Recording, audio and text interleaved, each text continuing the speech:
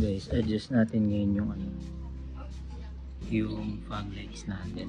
So ang baba kasi talaga niya. Hindi ko na kasi ito in-adjust simula nung kinabit. Napansin ko kasi lately nung maulan, para talaga siyang useless. So ngayon, dito kasi sanay na ako sa amin. Dapat tatama dun yung headlight kasi dyan banda yun. So sasabay ko na siya sa headlight. So na-testing ko na siya. Videohan ko na din. Ito siya lagi. Dati dito ko siya hinanap. Hindi ko talaga siya mahanap. So ngayon nakita ko na siya nandun pala. Nakikita niyo. English yung may dilaw na yun. Nandun yung pinaka-adjacent. May napanood kasi ako. Meron pala ditong butas sa ilalim. Kaya pala naka-islant yung pinaka-adjacent. Ginawa pala siya para doon. So meron dito.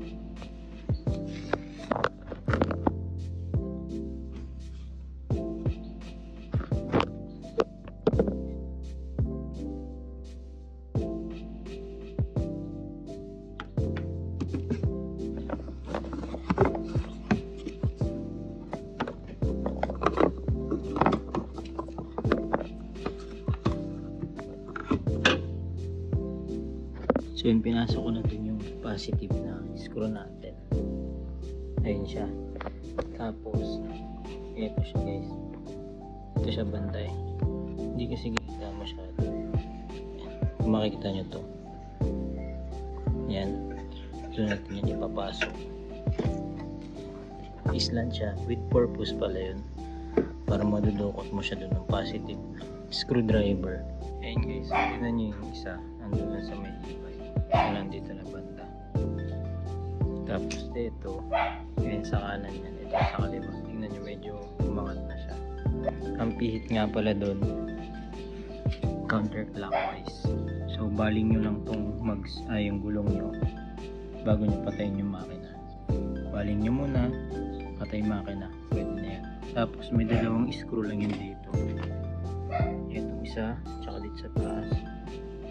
Screw lang din, positive lang. Kaya ako siya binuksan para masilip ko eh. Hindi mo matututok na maayos to doon. Maganda, medyo maliwanag siyang gawin para makita niyo yung pinaka adjacent doon. So ito lang yan guys. Kung gusto niyo silipin. Isa. Tapos yung pangalawa dito. Ayan, ito.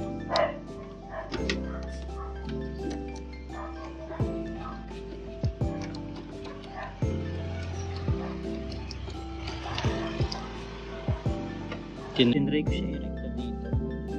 Dito kasi mangyayari niyan. So hindi ko makapa. Kailangan talagang buksan natin dito. Medyo pupersahin nyo lang yan, pero safe naman yan.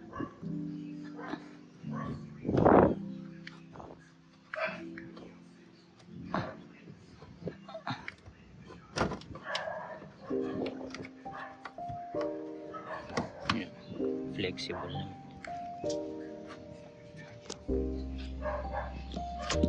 Ayun siya guys. Ayun siya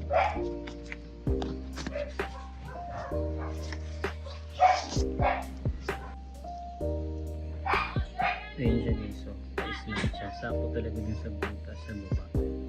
So yan, pipiitin ko na lang yung counterclockwise. Pakita ko sa inyo paano umangat yung fog lights natin. Medyo pababa nga pala itong parking na. Kaya tansyado ko na yung tutok.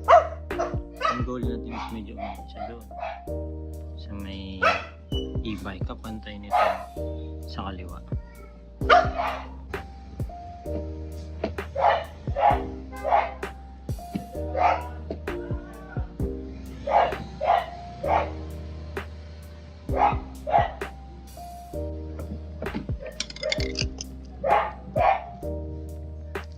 Kita nyo ba guys? Ayan, pantay na silang dalawa. Pwede na siguro yan.